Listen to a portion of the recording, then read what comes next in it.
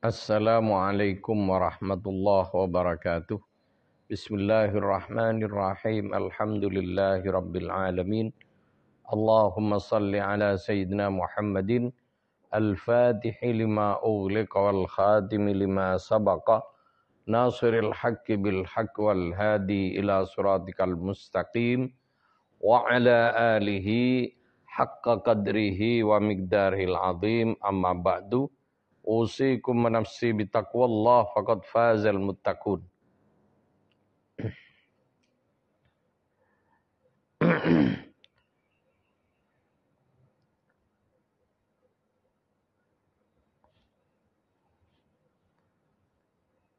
Para pemirsa rahimakumullah, alhamdulillah hari ini Allah memberi umur kepada kita, kesehatan, kesempatan, dan juga semoga nikmat iman dan Islam yang Allah berikan kepada kita dikekalkan di hati kita dan menjadi bekal kembali kepada Allah dalam kondisi ridha dan diridhai oleh Allah Subhanahu wa taala.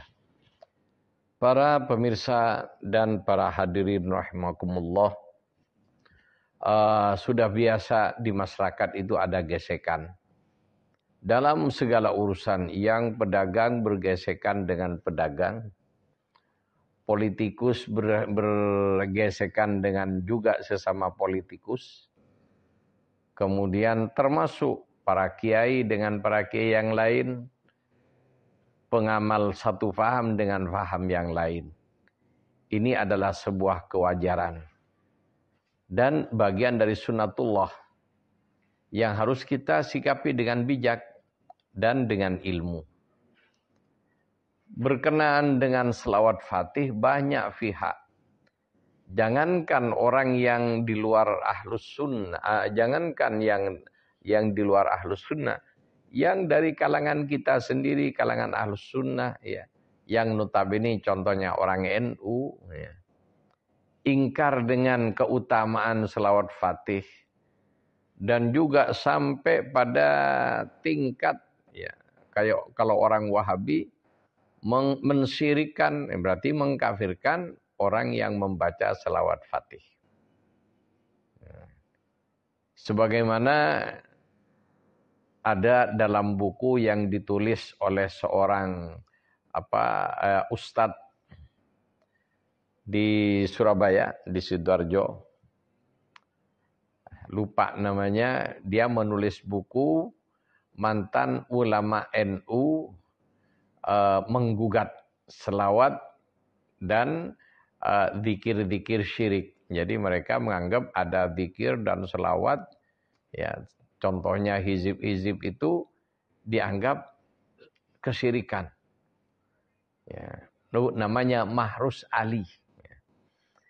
Jadi nulis buku, judul bukunya Mantan Kiai NU Menggugat Selawat Syirik. Ya. Di situ, ya, di buku tersebut banyak dari hizib, kemudian dari, ya, selawat-selawat yang ada seperti anta syamsun, anta badrun, dan burda, semua dianggap, ya, mengandung unsur kesyirikan dan dianggap hulu. Jadi memuji Kanjeng Nabi melebihi batas kepantasan. Para pemirsa rahimakumullah, jadi, ya, dia dulunya konon katanya, ya, santri langitan, kemudian, ya, setelah dia kerja, ya, jadi supir di Saudi, ngaji, ya, ikut kajian-kajian Wahabi. Salah satu orang yang paling dia kagumi adalah Bin Bas. Jadi muftinya Saudi Arabia, yang di situ, ya, dia sebagai pimpinan fatwa, ya, mufti Saudi. Para pemirsa rahimakumullah, di buku tersebut halaman 82 disebutkan bahwa selawat fatih tergolong selawat yang syirik menurut dia.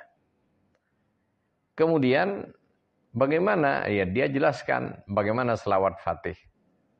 Ya, redaksinya Allahumma sholli ala Sayyidina Muhammadinil Fatihi lima ughliqa wal khatimi lima sabaqa wan nasiril haqqi bil haqq. Ya, dia tulis wal mu'linil haqqi bil haqq wal hadi ila siratikal mustaqim dan seterusnya. Artinya ya. Kemudian dia artikan bahwa Al-Fatihi lima ughliqa itu yang membuka segala yang terkunci dan seterusnya. Pada komentarnya ya, jadi di bawahnya di komentar.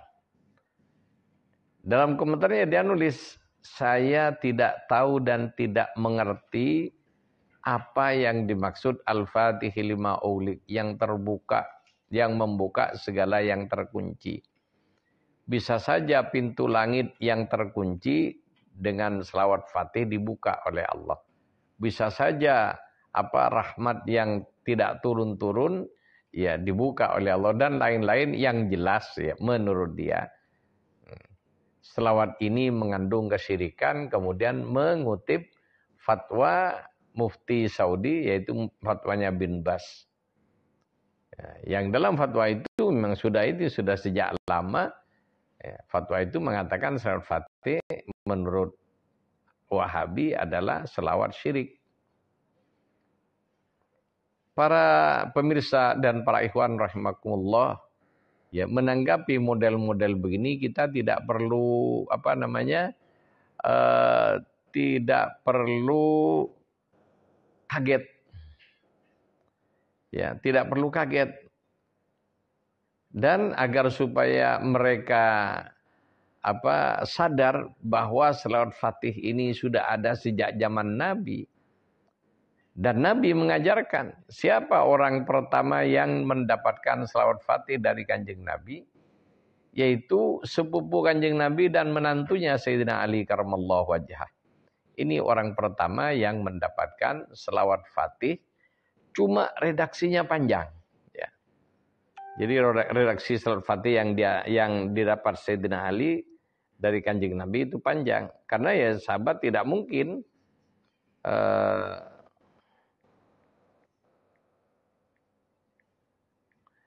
membuat sendiri.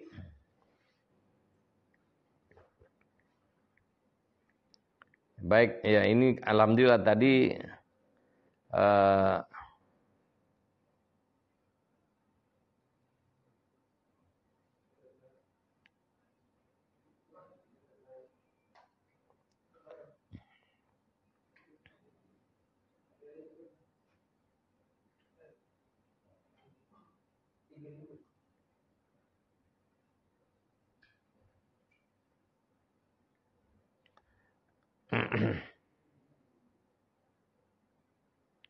selawat Fatih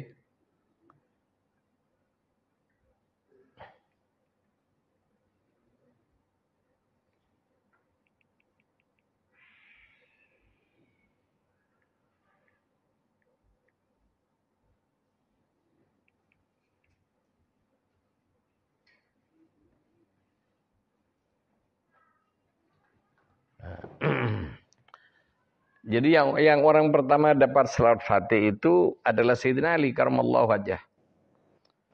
Dan alhamdulillah yaitu saya undangan ke Bandung yang mana ternyata saya diminta memberikan pengajian di daerah yang sangat anti dengan selawat Fatih, yaitu daerahnya Persis. Daerah Persis. Bahkan maunya pengajian tersebut dibubarkan. Jadi saya mau dipermalukan, alhamdulillah. Ya orang-orang yang hadir tidak mau bubar dan mengikuti pengajian sampai selesai. Kemudian berkenan dengan selawat Fatih itu sendiri. Setelah pada saat itu kita mendapatkan pertanyaan-pertanyaan tentang selawat Fatih. Kemudian dari situ saya pulang, kemudian membuka-buka salah satu yang saya pelajari ulang adalah tafsir, dan alhamdulillah ketemulah di tafsir yang mana tafsir tersebut adalah tafsir andalannya orang-orang Saudi, orang-orang Wahabi, yaitu tafsir Ibnu Katsir. Jadi di tafsir Ibnu Katsir tentang penjabaran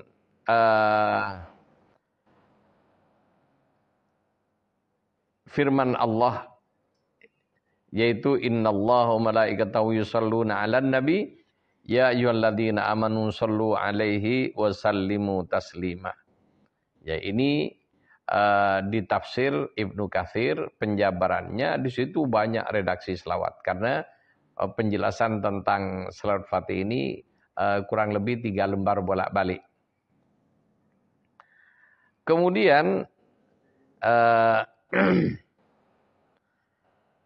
di penjabaran selawat tersebut ada riwayat yang ditulis oleh Ibnu Katsir yang menyatakan anna Aliyan, sesungguhnya sahabat Ali karramallahu wajhah radhiyallahu anhu, kana yu'allimun nasa hadzal du'a. Sayyidina Ali karramallahu wajhah mengajarkan doa ini kepada orang-orang, kepada masyarakat. Jadi tidak menyebut selawat ini, tapi mengajarkan doa ini. Bagaimana doanya? Ya, lengkapnya agak panjang, yaitu Allahumma dahiyal madhuat wa bari'ul masmukat wa jabbarul qulub ala fatratiha syaqiyha wa sa'idiha ij'al saraifa salawatika wa nawami barakatika wa ra'fatah tahannunika ala Muhammadin abdika wa rasulika al-khatimi lima sabak wal fatihi lima ughliq wal mu'linil haqqi bil haqq wad damigi disatil abatil kama hummila fattala'a bi amrika li ta'atika mustawfizan fi mardatika ghaira nakli fi qadami wala wahani fi azmi wa'iyan li wahyika hafidhan li ahdika madian ala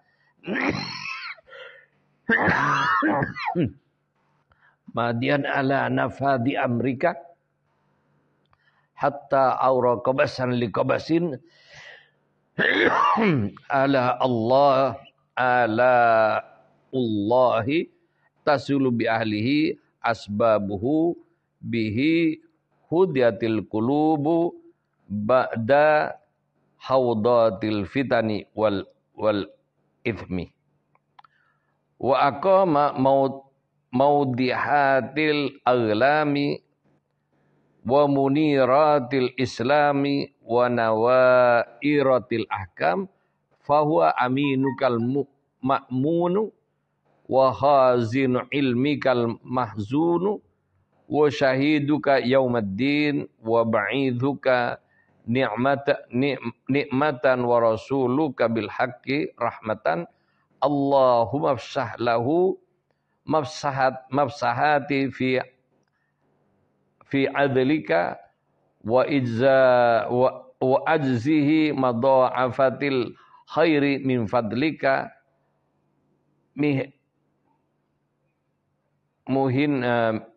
muhinnatu lahu ghairu makaddarati min fauzi nawabikal maghlul wa jazili ataikal majmul Allahumma a'li ala bina'il banina bunyanahu wa akrimi mathwahu ladaika wa nuzulahu wa atmim lahu nurahu wa zihi min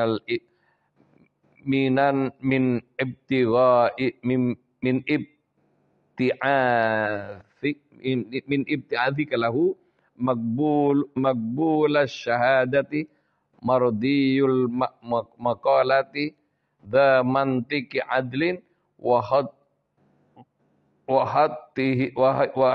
huttita wa huttitu fadlin wa hujjati wa burhanin azim. Nah, jadi ini redaksi doa yang di dalamnya ada selawat fatih. Ada sigat-sigat al-fatih lima ulik wal khatimi lima sabak yang dituduh oleh orang Wahabi ini kalimat-kalimat wulu yang sifatnya sudah syirik. Nah, pertanyaannya, jadi kalau surat Fatih Al-Fatih lima ulik dianggap kalimat syirik, berarti Sayyidina Ali ya sahabat Nabi syirik dong kalau gitu. Karena dia bukan hanya mengamalkan, mengajarkan kepada orang-orang.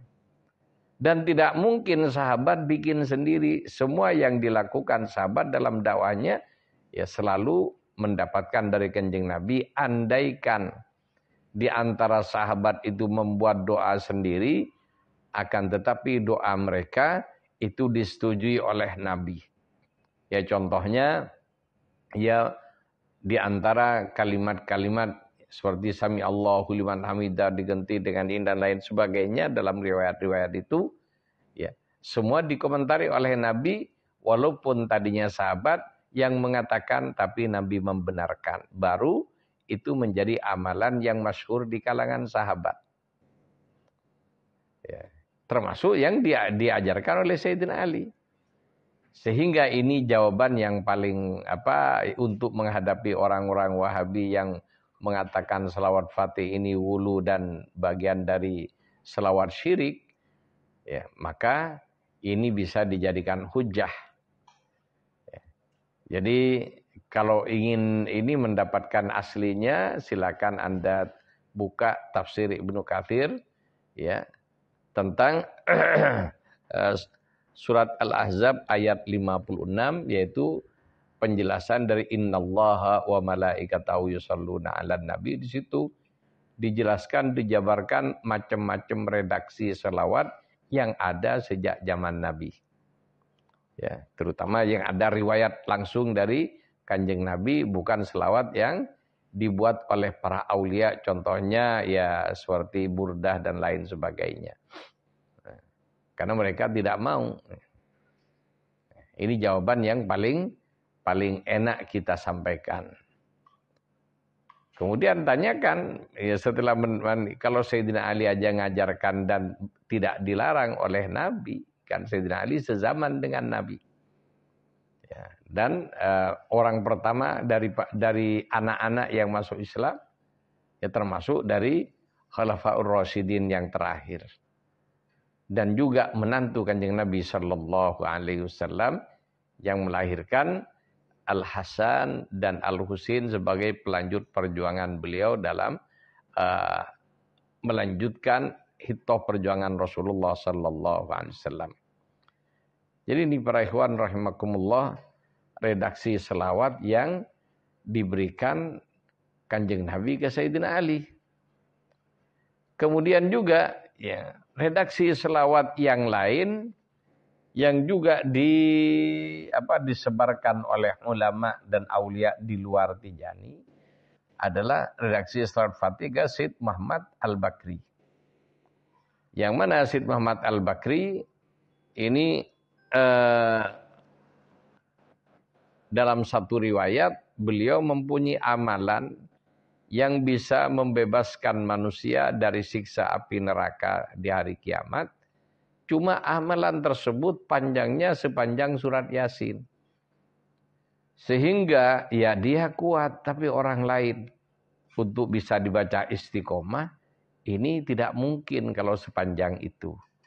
Makanya ya inilah diantara apa waliullah itu. Ya, walinya Allah adalah orang-orang kekasih Allah Subhanahu Wa Taala yang dikirim diutus untuk mengajari masyarakat mengikuti Rasulullah Sallallahu Alaihi Wasallam untuk menuntun mereka ke jalan Allah Subhanahu Wa Taala dengan izin Allah melalui Rasulullah Sallallahu Alaihi Wasallam. Jadi para pemirsa rahimakumullah, Syed Muhammad Al-Bakri ini ya konon setelah itu dia bertirakat. Dalam satu riwayat ada yang mengatakan 40 tahun. Dalam riwayat yang lain 60 tahun. tidak pernah jauh dari Masjidil Haram. Jadi selalu di Masjidil Haram dan makan hanya tiap harinya tidak pernah makan apapun, hanya air Zam-Zam. Jadi minum air Zam-Zam aja, tidak pernah makan apapun selain air Zam-Zam selama kurun waktu 40 atau 60 tahun itu. Kemudian setelah itu dia mendapatkan redaksi selawat Fatih dalam bentuk lembaran papan cahaya dari Hadratil Ghaib. Makanya selawat Fatih ini ya salah satu redaksi selawat yang redaksinya bukan dari Kanjeng Nabi. Dan juga bukan buatan manusia. Nah, cuma dengan hal yang ini, ya orang-orang ya kayak liberal, termasuk juga orang Wahabi, ya ingkar. Kenapa? Ya tidak mungkin lah ini. Tapi silahkan. Kalau ingkar dengan karomahnya wali, tidak murtad. Ya, tapi kalau ingkar dengan apa yang telah disampaikan oleh Nabi, itu yang bahaya. Seperti yang ke Sayyidina Ali karamallahu wajhah, ya beliau tidak akan mengajarkan apapun kecuali diridhoi oleh Kanjeng Nabi sallallahu alaihi wasallam, termasuk ya yang diajarkan apa yang diberikan oleh Nabi. Yaitu selawat Fatih ya. Dalam redaksi yang pertama yang panjang sudah saya sebutkan tadi. Ya, kalau yang kedua ke Syed Muhammad Al-Bakri, selawatnya Allahumma sholli ala Sayyidina Muhammadin Al-Fatihi lima ughliqa wal khatimi lima sabaqa wan nasiril haqqi bil haqq. Kalau Sayyidina Ali tadi wal mu'linil haqqi bil haqq.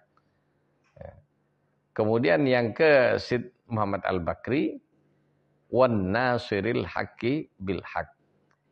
Yang ke Syed Syekh Ahmad At-Tijani radhiyallahu an tidak pakai waw dan al, langsung nasiril haqqi bil haqq. Gitu. Wal hadi ila siratikal mustaqim.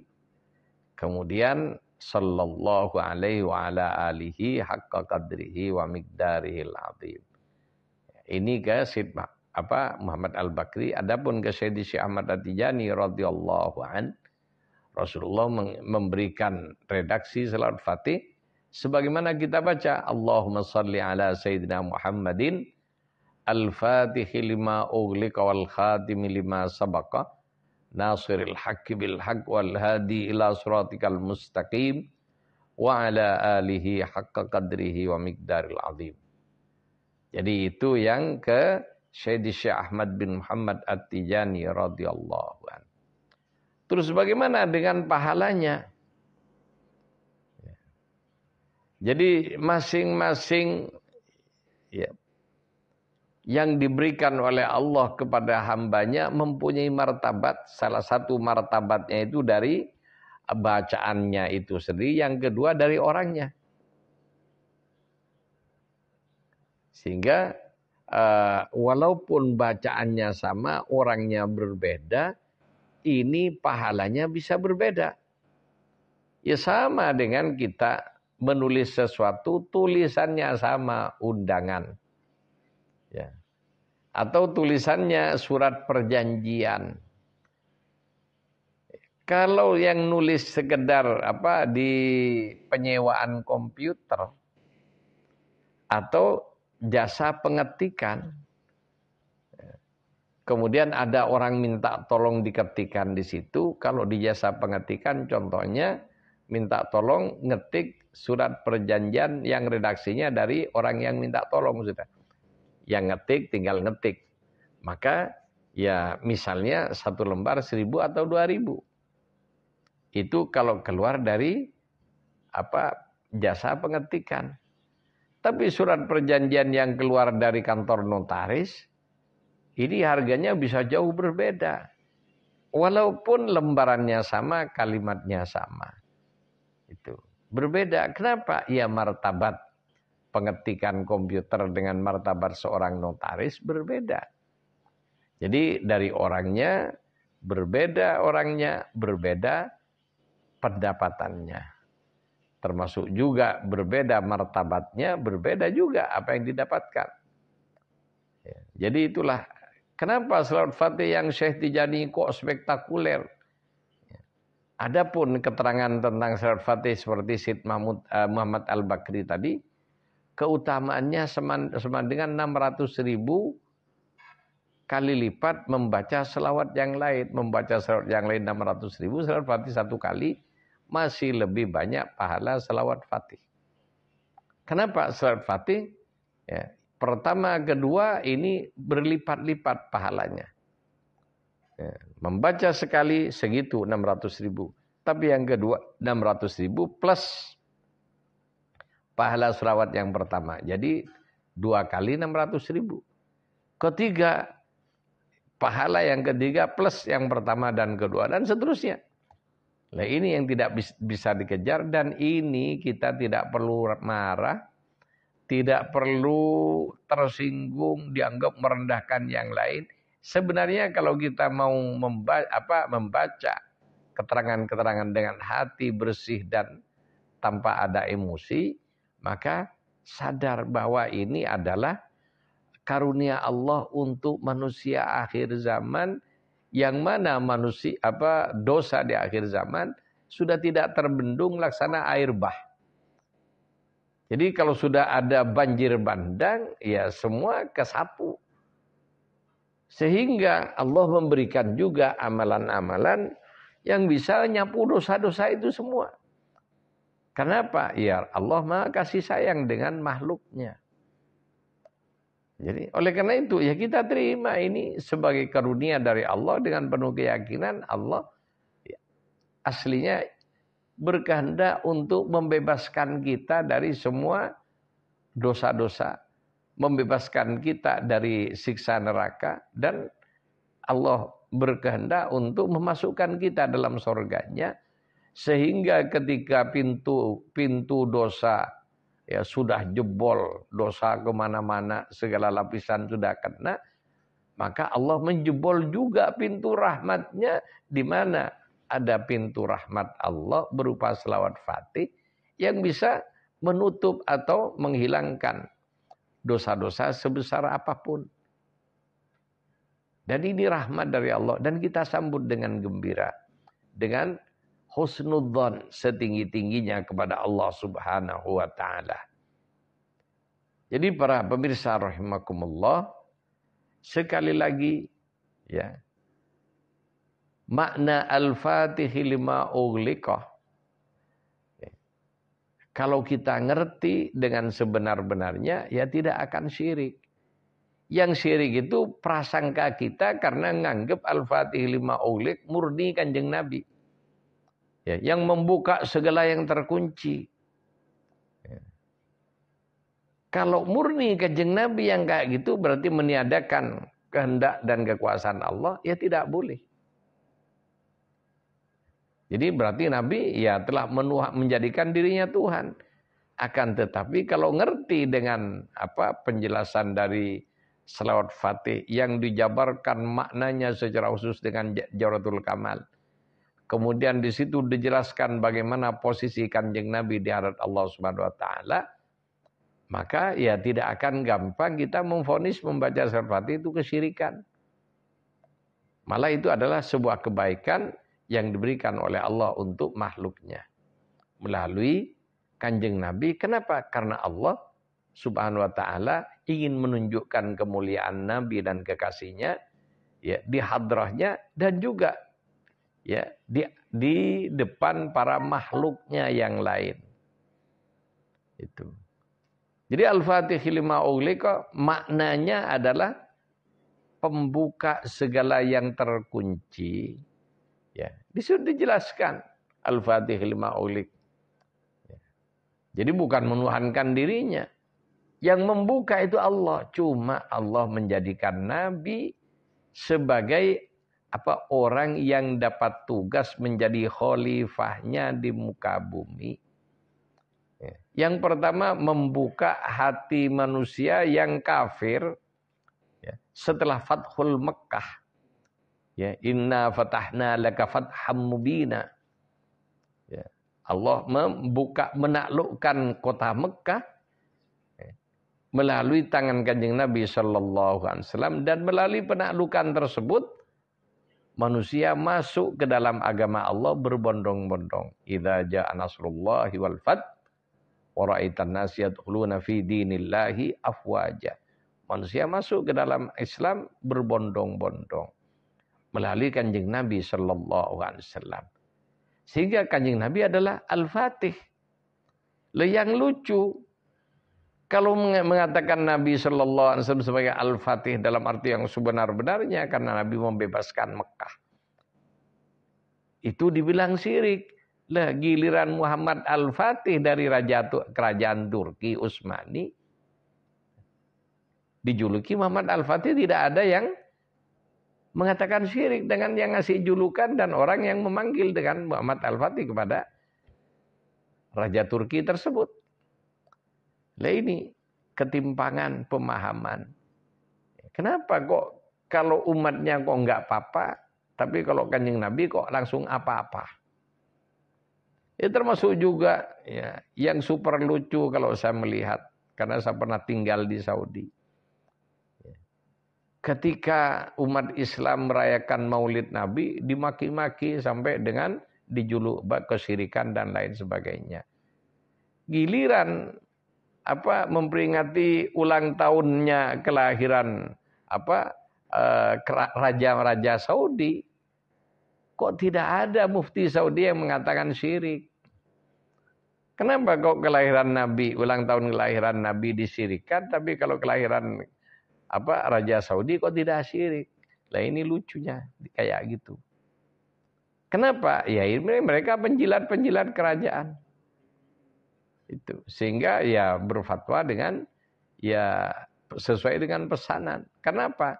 Ya aslinya Raja Saudi yang sekarang ini mengambil alih dari Syarif, dari keluarga Nabi sallallahu alaihi wasallam. Jadi ngambil kekuasaan.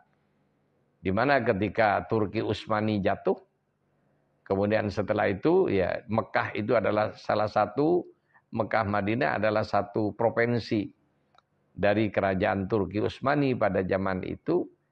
Kemudian ya Saudi ya keluarga Saud, sehingga dikenal dengan Saudi Arabia, Arab yang dikuasai keluarga Saud, ya, mengambil alih dan menggantinya dengan faham Wahabi itu, yang di antara faham tersebut berusaha menggerus, mendegradasi sedalam-dalamnya sehingga pemahaman dan umat Islam terhadap kemuliaan Nabi maunya oleh mereka ditiadakan, yang ingin dimuliakan adalah raja mereka. Itulah kenyataan aslinya kayak gitu. Kalau kita mau jujur dengan kenyataan sejarah yang ada. Ya, sehingga diantaranya adalah menggerus. Ya, apalagi selawat-selawat yang mengagungkan Kanjeng Nabi dengan pengagungan setinggi-tingginya. Di mana aslinya setinggi apapun kita menyanjung Kanjeng Nabi sallallahu alaihi wasallam di hadapan Allah Subhanahu wa taala, tidak satu titik pun sanjungan tertinggi tersebut bisa memenuhi apa yang sebenarnya ada pada diri Nabi untuk disanjung di hadapan Allah Subhanahu wa taala. Karena Allah sendiri menyanjungnya. Bahkan Allah menyatakan innaka la'ala khuluqin adzim. Termasuk juga Rasulullah sebagai uswah hasanah untuk orang yang ingin kembali kepada Allah Subhanahu wa taala. Dan lain sebagainya. Jadi itulah. Oleh karena itu ya kepada umat Islam yang melihat streaming ini tidak usah kaget dengan framing yang anti kemuliaan Nabi, bahkan Nabi diposisikan laksana orang biasa pada manusia pada umumnya. Dan mereka menggunakan ayat Quran yang mana Allah perintahkan kepada Nabi untuk menyatakan kul innama ana basyarum mithlukum. Jadi katakan Muhammad, innama ana basyarum mithlukum. Aku hanyalah manusia biasa sama dengan kalian. Cuma ayat ini kalau cukup sampai di sini berarti Nabi tidak jauh berbeda dengan kita, sama saja dengan kita. Tapi kalau dilanjutkan yuha ilayya, Allah memberikan wahyu kepadaku, kata Nabi. Nah ini martabat kondisi rohani orang yang dapat wahyu, zahir dan batin ini adalah sesuatu yang luar biasa, tidak semua orang bisa. Jadi ada kriteria-kriteria kesuciannya dan macam-macamnya. Sehingga disinilah letak perbedaan Nabi dengan umatnya, dengan manusia-manusia lain yang tidak mendapatkan wahyu dan juga tidak mendapatkan jaminan maksum. Ya, terbebas dari perbuatan dosa dan dijamin tidak berbuat dosa. Sama dengan kita. Jadi kalau Nabi hanya sama dengan kita, berarti Nabi pernah berbuat dosa dan akan berbuat dosa.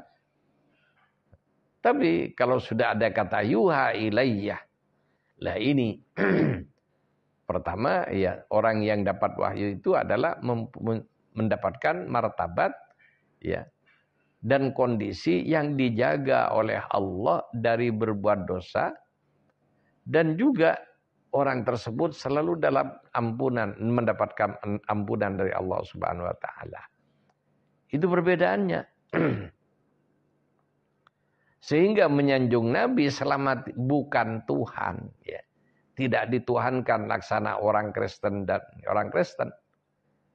Yang mana Nabi pun juga melarang kita menyanjung beliau sebagaimana orang Kristen menyanjung Nabi Isa. Maksudnya yang dilarang itu seperti orang Kristen menyanjung nabinya dijadikan Tuhan atau anak Tuhan. Nah ini permasalahan.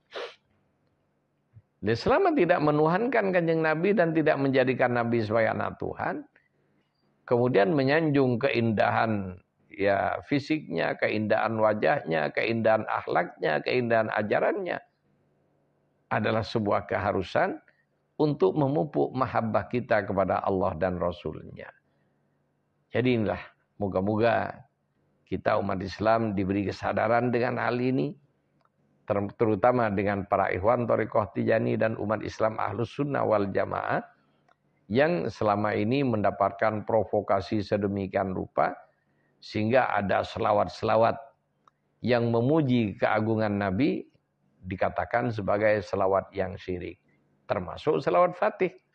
Dengan Al-Fatihil lima ughliqa ini mereka beranggapan bahwa selawat ini adalah selawat yang mengandung kesyirikan.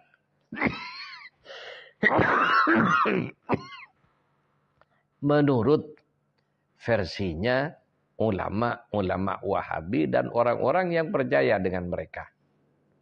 Ya, demikian. Ada pertanyaan?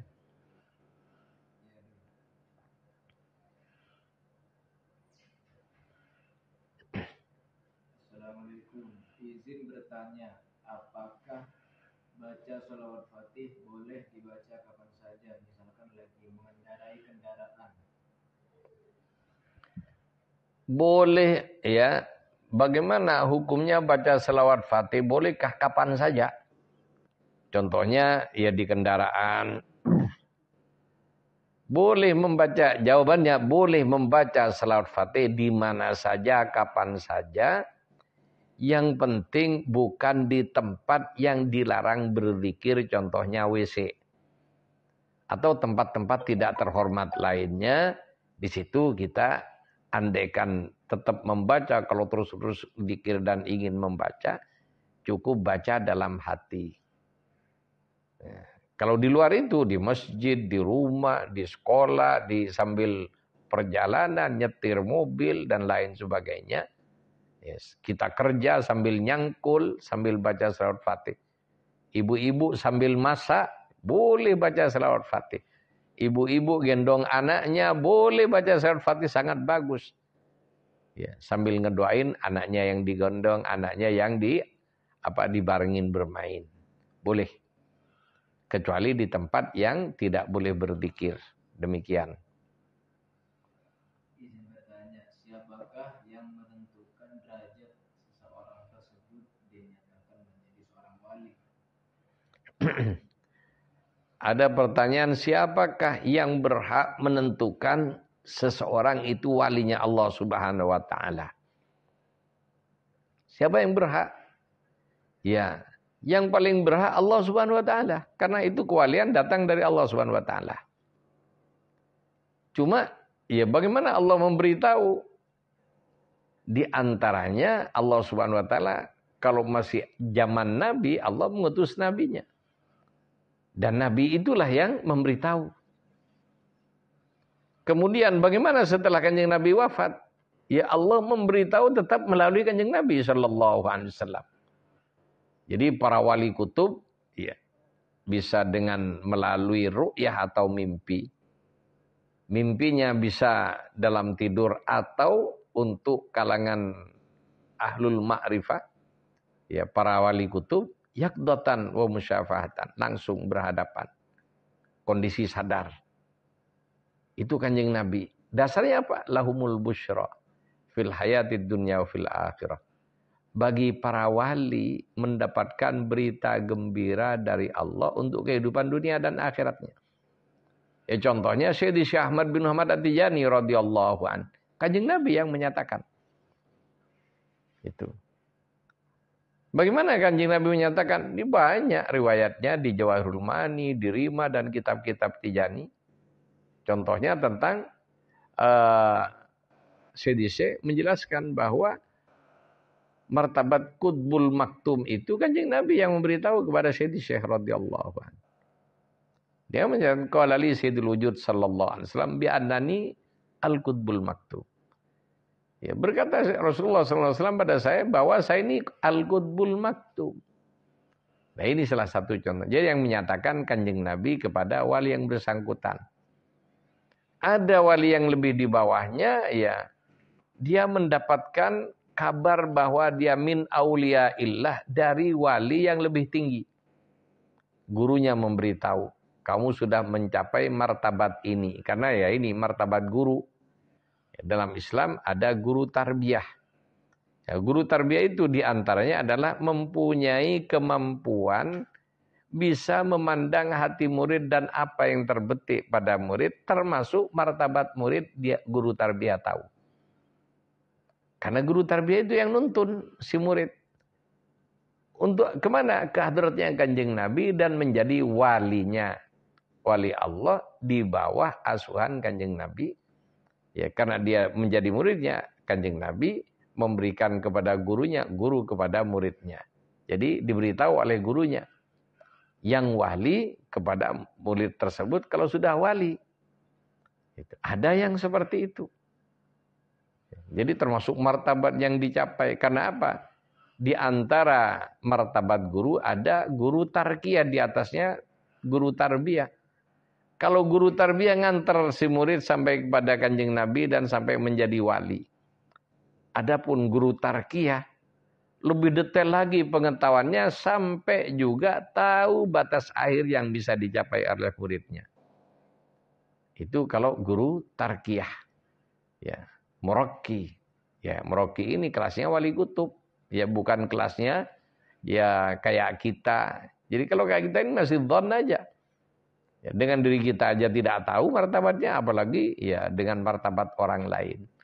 Dan kita di Tijani tidak perlu ngaku-ngaku dan juga tidak perlu nyari apakah dirinya wali atau tidak. Tidak perlu di Tijani. Kenapa? Ya di Tijani maktum, dirahasiakan oleh Allah. Dan Kanjeng Nabi menyatakan kepada Ikhwan Thariqah Tijani, ya, bahwa Ikhwan Thariqah Tijani, jangankan yang sudah ikhwan, mahabbah saja kepada Syekh Tijani, karomahnya Syekh Tijani, di antara karomahnya adalah orang yang mahabbah dengan beliau, la yamutu hatta nalal wilayata qat'an. Ya, orang yang mahabbah kepada Syekh tidak akan mati sampai dia mencapai martabat kewalian secara pasti. Pasti wali dulu baru meninggal. Mahabbah, apalagi ngamalkan thariqahnya. Cuman dalam hal ini kita tidak perlu mengklaim-klaim kayak gitu. Ya, sudah husnudzon aja. Dan kita ibadah kepada Allah bukan untuk cari kewalian. Makanya di dalam thariqah Tijani, kenapa kok tidak diajari ini terlalu detail? Kenapa? Agar supaya Ikhwan Tijani fokus ibadah kepada Allah dan tidak mencari-cari model begitu. Kenapa? Targetnya Ikhwan Thariqah Tijani husnul khotimah. Adapun martabat Allah sudah sediakan. Ya, tidak perlu ragu-ragu. Demikian. Assalamualaikum warahmatullahi wabarakatuh. Waalaikumsalam. Apa kedudukan hukum membaca surat Al-Fatihah dalam wirid lazimah dan wadifah dan hari Jumat? Ya.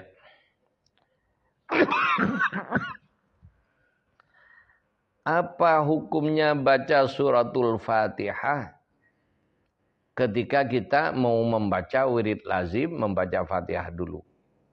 Lazim pagi suruh. Ketika muwadifah baca Fatihah dulu, termasuk ketika muhailalah baca Fatihah dulu. Jadi Fatihah ya dalam wirid thariqah kedudukannya adalah sunnah. Ya, tidak wajib.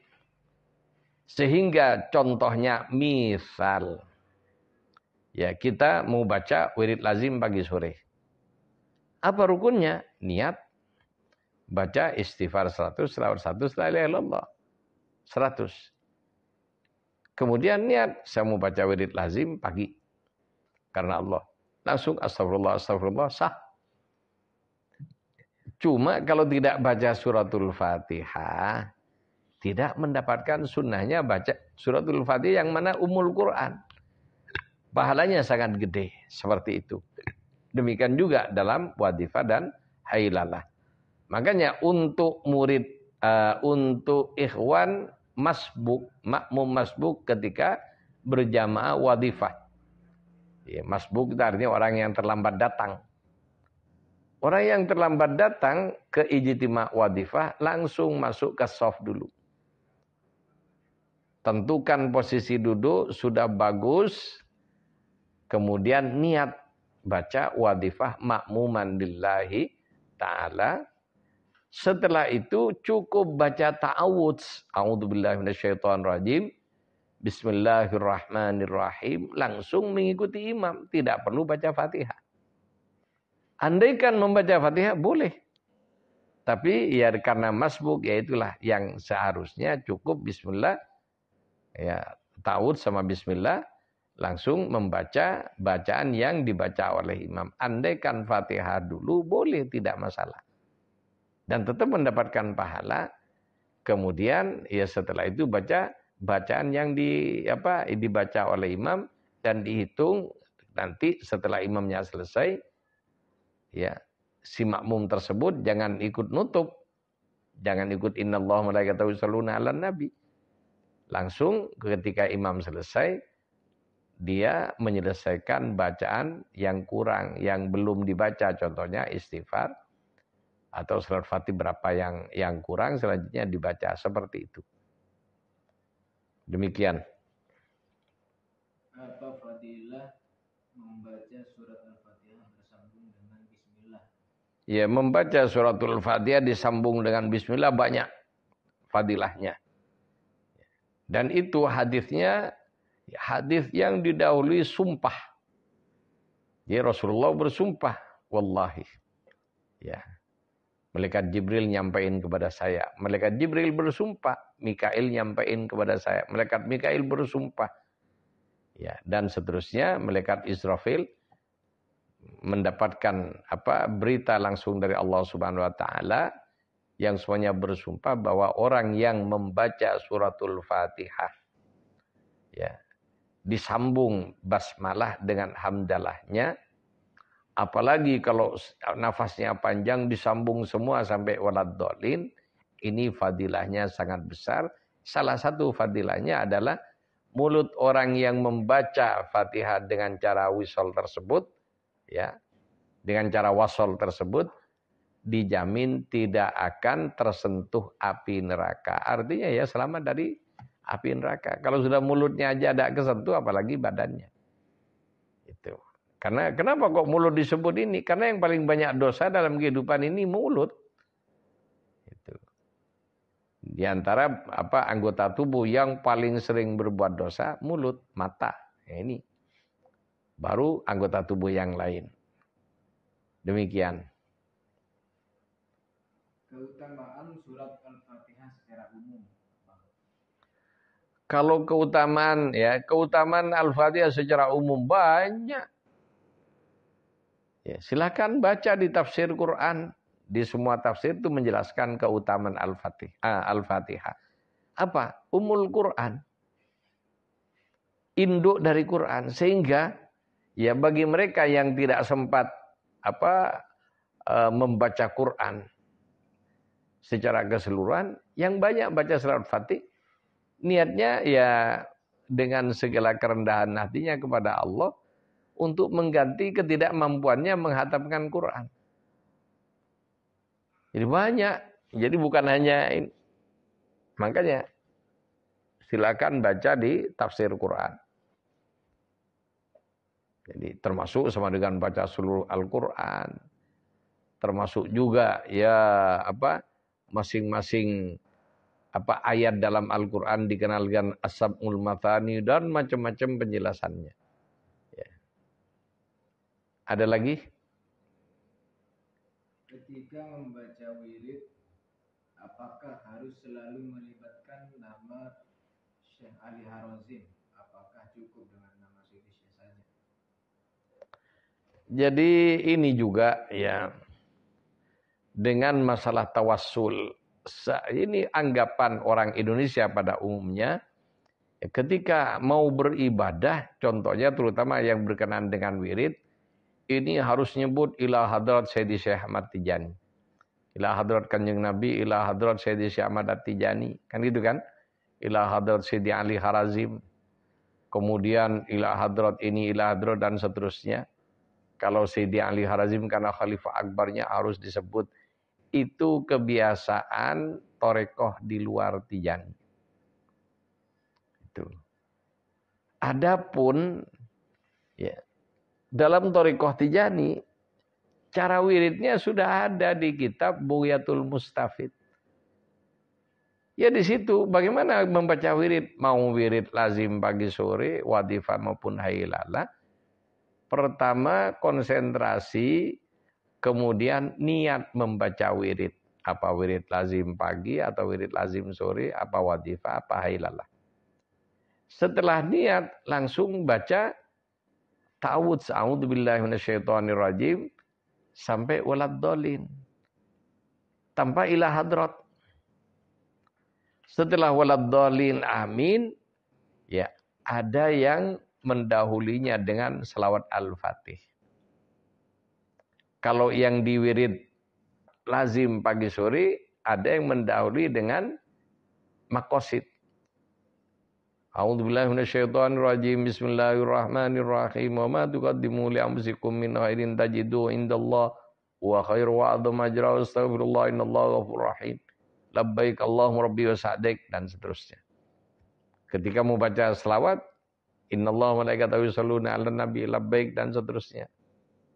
Kemudian ketika membaca la ilaha illallah, membaca fadhkuruni adzkurukum, labbaik dan seterusnya. Ini hukumnya sunnah. Jadi andai kan tidak baca itu semua, Al-Fatihah, waladdallin, amin, atau tidak baca Fatihah sekalipun, karena Fatihah itu hukumnya sunnah. Itu. Niat langsung, a'udzubillahi minasyaitonirrajim, bismillahirrahmanirrahim, astagfirullah, astagfirullah, astagfirullah. Bisa. Sah. Selesai astagfirullah, langsung selawat. Selesai selawat, la ilaha illallah. Kemudian, ya ditutup, innallaha malaikatahu yusholluna 'alan nabi. Mau berdoa, tidak berdoa, doa hukumnya sunnah. Sah sudah wiridnya. Tidak harus membaca Al-Fatihah kepada si A, si B, dan sebagainya. Sebagaimana torekoh lain. Itu.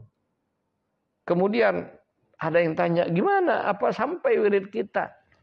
Nah, kita ini tiap hari punya kewajiban yang lebih tinggi wajibnya daripada wirid. Dan wirid tidak sah kalau kita belum sholat subuh untuk wirid pagi. Wirid sore tidak sah wiridnya kalau belum sholat asar. Itu. Coba sebelum kita sholat perlu Fatihah pada Kanjeng Nabi enggak? Jadi kalau wirid itu harus pakai Al-Fatihah ila hadrat. Yang lebih wajib sholat 5 waktu lebih wajib. Baca Fatihah itu.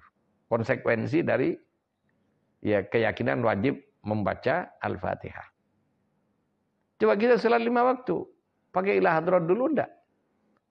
Kalau harus disebut semua guru-guru, coba sahabat disebut semua. Semua ini sebut. Enggak sholat nanti. Itu. Jadi ibadah yang paling wajib dan ini tawassul kepada Allah dengan ibadah tersebut adalah sholat 5 waktu termasuk sholat sunnah. Kita tidak perlu ila hadrat dengan siapapun. Ya. Dan Thariqah Tijani ya sama dengan amalan yang ada dalam Islam. Wirid ini wajib karena kita bayat. Kalau tidak bayat tidak wajib. Dan wajibnya setelah kewajiban sholat. Wong sholat aja tidak perlu ila hadrat, kenapa wirid harus ila hadrat? Jadi ini ya apa namanya, untuk yang lain itu urusan mereka. Ya, saya ngomong wirid Tijani. Dan kita harus tahu ya kenapa kok ngomong kayak gini saya? Ya biar tahu bahwa ila hadrat itu ya sebenarnya bukan rukun dan bukan apapun dalam wirid. Ya, terutama dalam wirid Tijani tidak tahu dengan wirid Thariqah lain. Itu urusan rumah tangga mereka, kita ngomong wirid Thariqah Tijani. Itu. Jadi kalau kita bicara hukum, ya hukumnya begini aja. Tidak usah belit-belit. Itu. Dan kita tidak perlu ngarang-ngarang. Dan juga Ikhwan Tijani tidak perlu tiru Thariqah lain. Itu. Jadi sudah jelas amalan kita tertulis dalam kitab-kitab Thariqah. Dan kitab Thariqah yang dianjurkan untuk dikaji, ya, termasuk teori dan prakteknya adalah kitab Bughyatul Mustafid. Kenapa kok kitab Bughyatul Mustafid yang perlu dikaji bukan Jawahirul Ma'ani, bukan Rimah. Untuk Jawahirul Ma'ani itu aslinya untuk kelasnya para arifin, orang-orang kelas atas dalam Thariqah Tijani. Aslinya ke sana. Walaupun di antara bacaannya ada yang dibahas dalam kitab Jawahirul Ma'ani juga dibahas dalam Thariqah yang lain. Tapi sudah levelnya di bawah itu. Untuk Jawahirul Ma'ani ini khusus. Tentang wawasannya. Adapun fikih Tijani. Ya, wirid, kaifiat wirid dan sebagainya, termasuk sigat dan jumlah wirid, yang di Jawahirul Ma'ani itu mansuh. Ya, terutama wadifah. Wadifah di kitab Jawahirul Ma'ani, pertama istighfar bi ayyi sighatin kana. Jadi beristighfar, bisa sallallahu alaihi bisa macam. Iya, untuk wadifah. Kemudian selawat, wajib selawat fatih. Istighfar 100, selawat fatih 100. La ilaha illallah 200 atau 100. Selawat fatih 100 atau 50. La ilaha illallah 100 atau 200. Jawharatul Kamal 11. Itu yang ada di Jawahirul Ma'ani. Kemudian ya, Syed Ali Harazim ini wafat mendahului Sayyidi Syekh. Beda wafatnya Syed Ali Harazim dengan wafatnya Syekh 12 tahun. Dan Thariqah Tijani berkembang setelah wafatnya Syed Ali Harazim, Kanjeng Nabi ngubah sigat, ngubah redaksi wirid Thariqah. Jadi untuk wirid lazim sudah paten sejak zaman Jawahirul Ma'ani. Astagfirullah 100. Selawat Al-Fatih khususnya. Ya, kalau darurat boleh pakai yang pendek, kata Syed Muhammad Habib. Jadi yang pakai di luar tidak pakai selawat Fatih untuk kondisi darurat. Ya. Kalau kondisi normal, Syed Muhammad Habib melarang pakai selawat yang lain. Dalam kondisi normal. Kondisi darurat boleh membaca selawat yang pendek minimal Allahumma sholli ala Sayyidina Muhammadin wa ala ali. 100. La ilaha illallah 100 titik. Untuk ini sudah pakem. Sejak zamannya Jawahirul Ma'ani ditulis Zamannya Syed Ali Harazim masih ada. Sampai sekarang. Adapun wadifah zamannya Syed Ali Harazim belum wajib.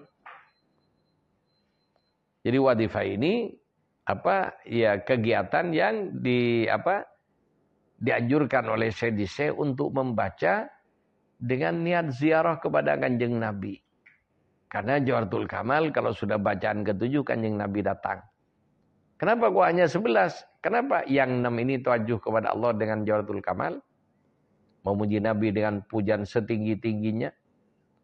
Kemudian yang sampai ke-6. Begitu ke-7 Rasulullah hadir. Makanya yang ke-7 hadiah untuk Rasulullah. Yang ke-8 untuk Sayyidina Abu Bakar. Ke-9 ke Sayyidina Umar. Kemudian ke-10 ke Sayyidina Uthman. Yang ke-11 Sayyidina Ali. Titik.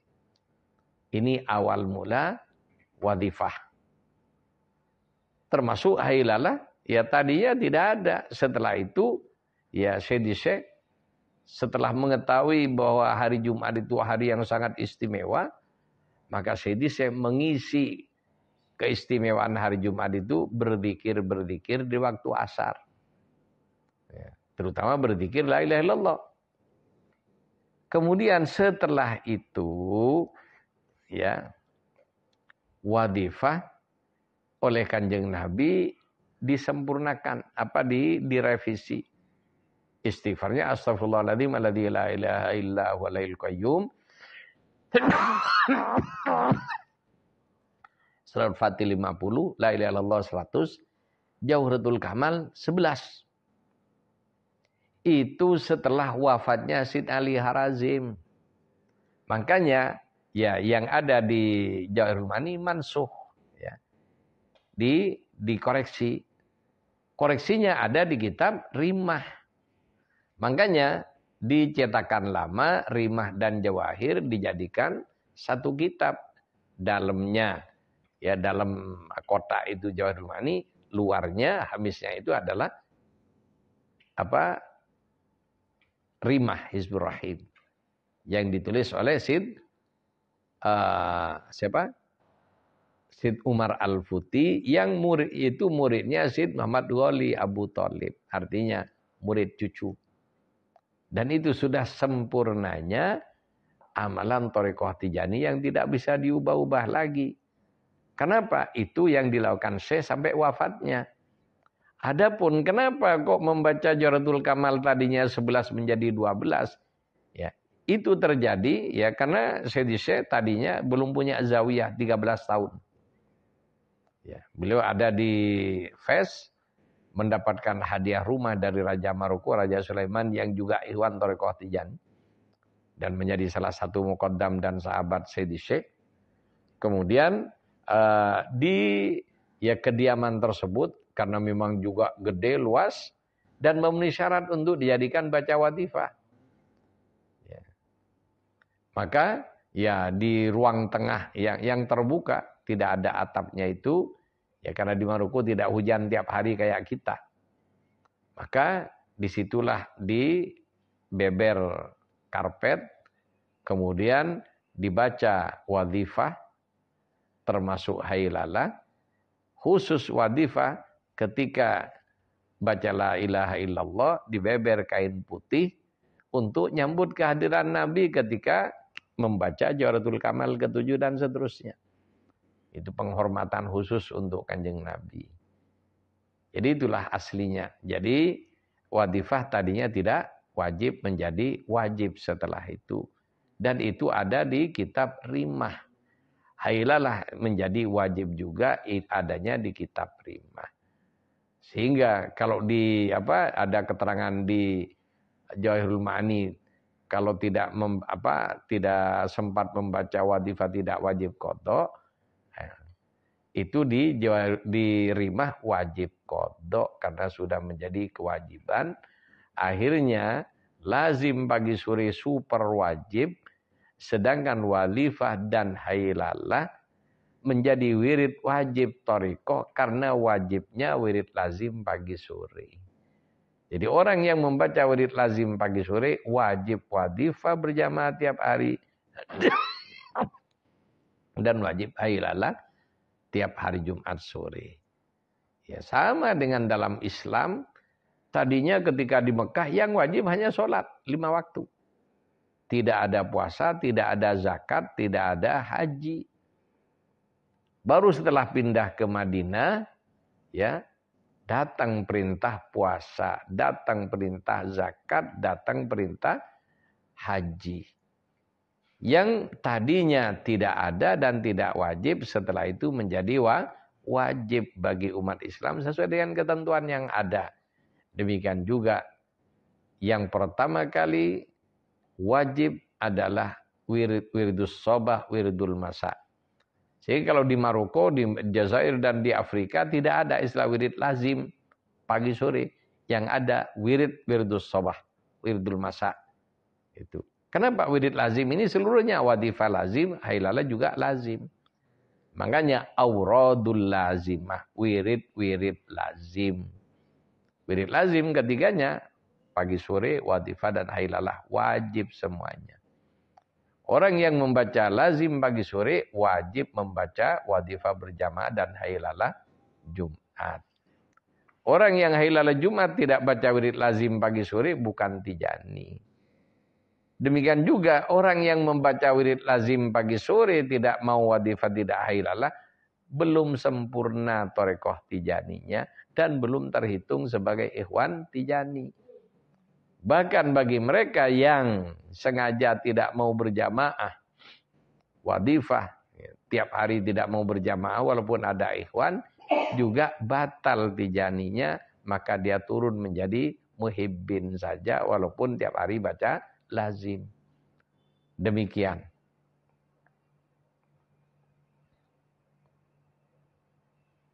Bagaimana hukumnya wirid hailalah jam 5 sudah selesai? Bagaimana hukumnya baca hailalah selesai jauh sebelum waktu maghrib? Contohnya jam 5 sudah selesai. Kalau bacanya tartil dan selesai 1000 sah. Jadi cuma afdolnya baca hailalah itu begitu selesai doa sudah masuk waktu maghrib. Makanya sunnah diakhirkan. Ya, 1 jam sebelum maghrib. Kenapa? Minimal baca hailalah kalau dihitung waktu 1 jam. Kalau dihitung minimal 1000 atau 1200, 1000 maksimal 1600.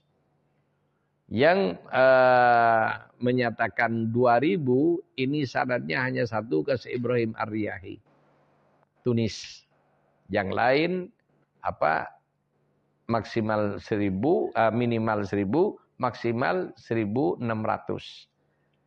Kemudian tidak boleh kurang dari 1000 itu kalau hailalah. Jadi pertanyaan tadi gimana? Jam 5 sudah selesai. Bagaimana hailalah jam 5 sudah selesai? Kalau dihitung, mau dihitung pakai waktu 1 jam. Sudah sholat asar, ya, misalnya sholat asar sekarang jam 3:30. Selesai sholat asar jam 4 kurang 1/4. Langsung baca hailalah sampai jam 5 kurang 1/4, 1 jam penuh. Walaupun tidak dihitung sudah sah hailalahnya. Kalau dihitung tidak boleh kurang dari 1000. Kemudian yang sangat dianjurkan kalau dihitung 1200. Seperti itu sudah sah. Walaupun jauh sebelum maghrib. Oleh karena itu kalau madhabnya Zawiyah Maroko selesai masuk maghrib. Jadi selesai hailalah, doa, habis itu sebentar sudah masuk waktu maghrib. Itu kalau di Maroko. Kalau di Jazair, di Ainu Madi, selesai sholat asar, kemudian wadifah, selesai wadifah langsung sholat, selesai wadifah langsung hailalah. 1200 dihitung. Setelah itu bubar dan itu masih jauh dengan maghrib. Ya sekitar jam 5. Makanya ya ketika saya ya ke sana tahun kemarin ya, ke Jazair, hailalah di zawiyahnya Syed Muhammad Al-Habib ya, di Kota Tua di Ainu Madi ya, di zawiyah yang masih pakai batu-batu itu.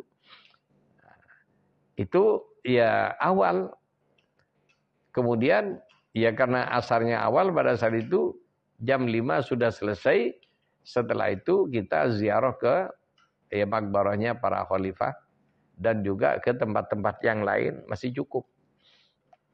Ziarah tempat kelahiran Sayyidina dan lain sebagainya.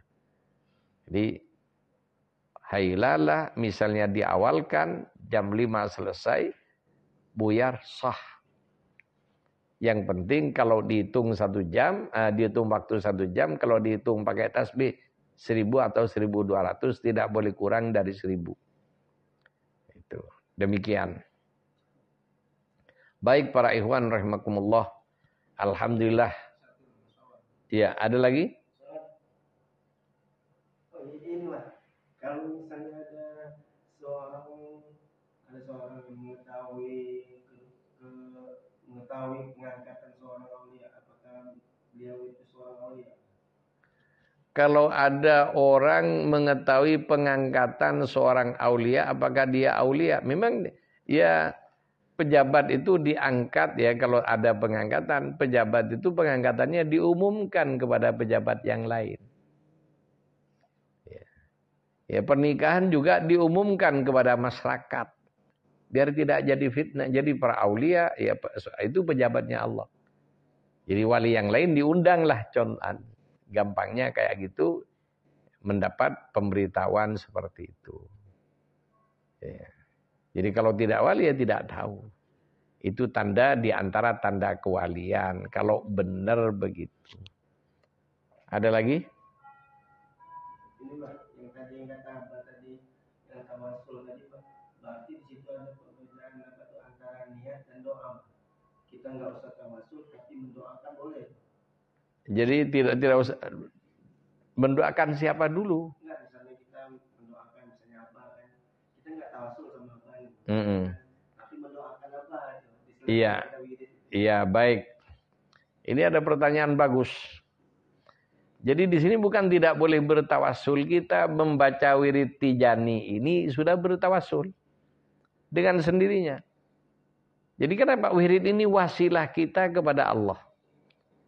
Jadi bukan wasilah kita dengan ini, dengan si A si B. Wah ini wirid ini wasilah kita kepada Allah.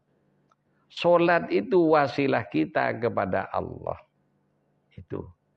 Kemudian Allah Subhanahu wa taala yang Maha Rahman, Maha Rahim, Maha Pemurah itu memberikan, menghargai jasa sekecil apapun dari hambanya.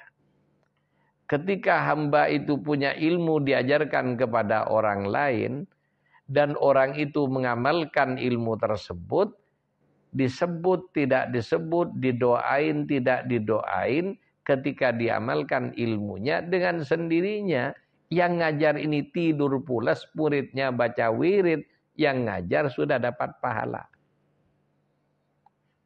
Tanpa didoain, sudah dapat. Makanya orang yang ngerti kayak gini tidak perlu, kalau tidak disebut namanya tidak sakit perut. Jadi kalau kalau tidak disebut-sebut namanya sakit perut, satu tidak ikhlas, yang kedua tidak ngerti. Dikira kalau tidak disebut tidak dapat bagian. Karena ini juga orang sibuk, mau ini gimana, guru saya tidak disebut. Ya. Jadi kita walaupun guru kita beda thariqah ya. Yang ngajarin seperti yang ngajarin saya. Dari alif ba ta tha sampai yai sepuh yang ngajarkan saya ya tartil sampai ya ini saya baca Quran.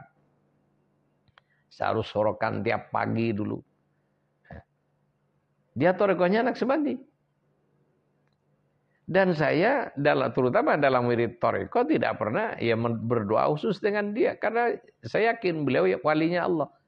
Dan sudah masuk surga. Surga alam barzah.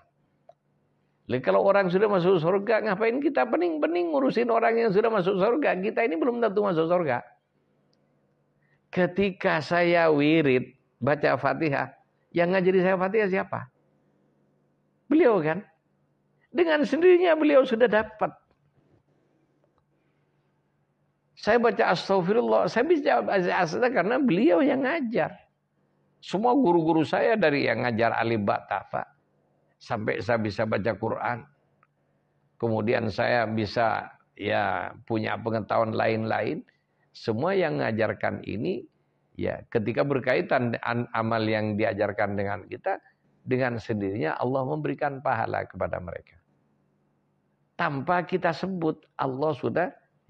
Jadi sistemnya, ya, sistem komputernya Allah sudah memasukkan. Contohnya kita ikut satu program, ya, program berantai, ya kan? Seperti MLM itu, multi level marketing, di mana murid anak buah kita ketika bertransaksi kita dapat sekian persen, itu sistem. Jadi walaupun transaksinya tidak laporan kepada kita, istilahnya dalam anak buah kita bertransaksi, kita langsung dapat sekian persennya itu dengan sendiri. Cuma kalau dalam agama Allah tidak pakai persen-persenan. Guru dapat 100% dari ibadah muridnya. Jadi punya murid 1000, ya 1000 muridnya kirim pahala tiap hari. Sehingga kita aslinya tidak perlu pening-pening dengan ini. Itu sudah dapat. Justru kalau kita ya ini gimana kalau tidak mendoakan. Nah, ketika kita ngedoain orang wali ini yang bermasalah. Ketika merasa harus bertawasul dengan dia, berarti kita menjadikan dia sebagai wasilah di luar jalur kita. Itu. Jadi jalur thariqah kita sudah jelas wasilahnya ke Syekh. Ya, disebut atau tidak muqaddam yang baiat kita tetap dapat semuanya. Orang yang baiat kepada saya atau baiat kepada muqaddam yang saya talkin dia dengan takdir. Semuanya punya murid, semuanya berzikir. Ya, dengan sendirinya saya tidak perlu disebut, saya sudah dapat. Ngapain kita sakit perut?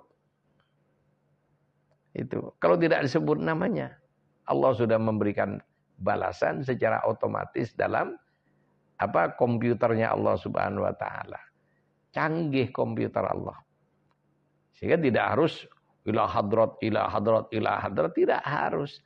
Kalau ila hadrat coba, berarti hadiah Fatihah doang. Yang lain. Ila hadrat 1. Kalau ini kita mau wirid hadiah Fatihah 1, berarti yang kita berikan sama dia Fatihah 1. Tapi ketika dengan sistem yang ada dalam thariqah Tijani, dari awal, dari niat Fatihah sampai selesai. Ketika selesai berdoa. Ya, berdoa atau tidak terserah, karena ini tidak wajib.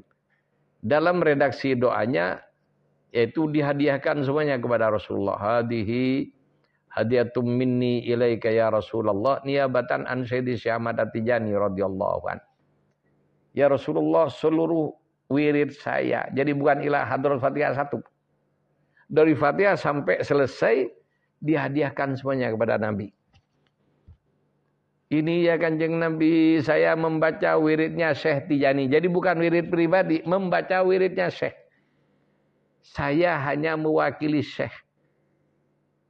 Tidak ikut wirid yang wirid saya di Syekh, pakai lisan saya. Jadi ini tawasul yang paling saya wirid lazim pagi, ini wiridnya Syekh Tijani yang wiridan pakai lisan saya. Karena saya mendaftarkan hati, badan saya, lisan saya untuk menjadi alat membaca wiridnya. Jadi yang wiridan saya di Syekh, hakikatnya. Badan kita menjadi alatnya. Itu. Dihadiahkan kepada Kanjeng Nabi. Karena Syekh saya yang baca, yang ini pesanan dari Kanjeng Nabi, makbul. Karena Syekh yang makbul. Kalau kita wirid pribadi, wallahu a'lam. Khusyuk enggak, ikhlas enggak. Ini ya rahasia wirid yang ada dalam thariqah Tijani. Yang lain saya tidak mau ikut. Sehingga tolong tarekat lain jangan tersinggung. Saya tidak membahas tarekat Anda, saya membahas tarekat Tijani. Yang ada dalam sistem wirid thariqah Tijani yang disebut tawassul itu baiat dan melaksanakan perjanjian dalam baiat itu sudah wasilah. Ya. Kemudian Al-Fatihah itu caranya yang lain. Wasilah dalam Tijani yaitu niat, baca Al-Fatihah dan seterusnya sampai selesai.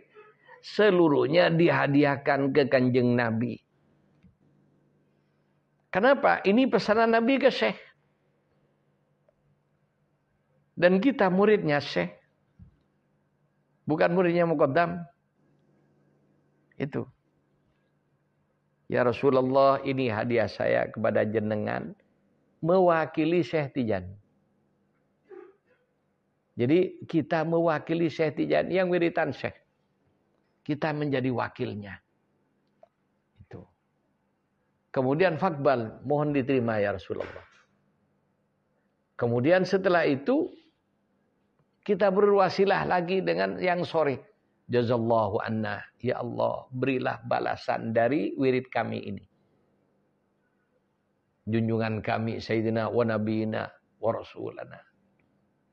Sayyidina wa Maulana Muhammad sallallahu alaihi wasallam. Ya Allah, khairal jaza, ya Allah, berilah balasan terbaik untuk Kanjeng Nabi.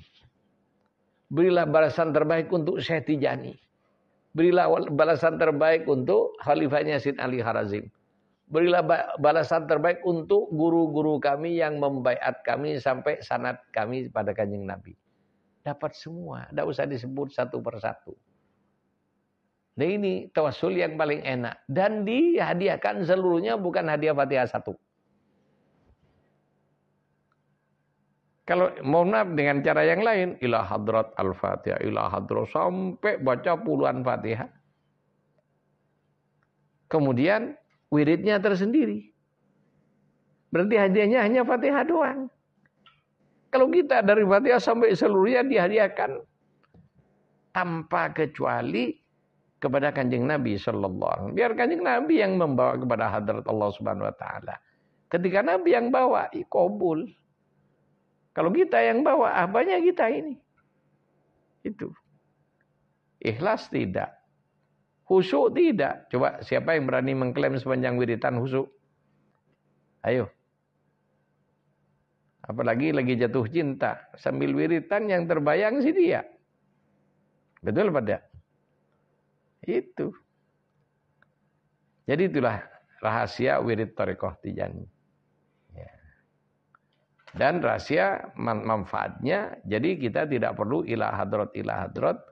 Dan itu tawassul di luar Tijani. Saya tidak mau ganggu mereka, tidak menggugat mereka, tapi urusan mereka. Ikhwan Tijani seperti ini cara yang dianjurkan Syekh.